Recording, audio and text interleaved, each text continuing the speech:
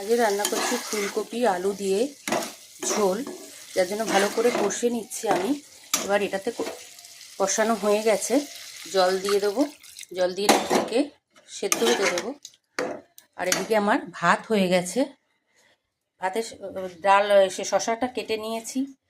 এদিকে ডালও হয়ে গেছে আমার, ডালের সঙ্গে আলুর তরকারি।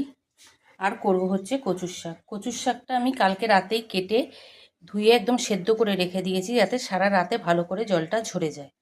দেখো একটুও জল নেই, সম্পূর্ণ জলটাই প্রায় ঝরে গেছে। আর কচুর শাকে ফোড়ন দেবো হচ্ছে কাঁচা লঙ্কা, কাঁচা লঙ্কাটা চিড়ে রেখেছি, রসুন আর কালো জিরে। রসুনটা যার জন্য কুচিয়ে নিয়েছি। এতে ছোলা দিলে বেশ ভালো লাগে, কিন্তু ছোলা তো ঘরে নেই, যার জন্য দেওয়া হলো না। অনেকে আবার ইলিশ মাছ দিয়েও খায়, আমরাও খাই, কিন্তু আজকে আমি এইভাবেই করব। তোমরা কে কীভাবে এটা রান্না করো কচুর শাকটা, সেটা আমাকে কমেন্টস করে জানিও। এই হচ্ছে আজকে আমার রান্না বান্না।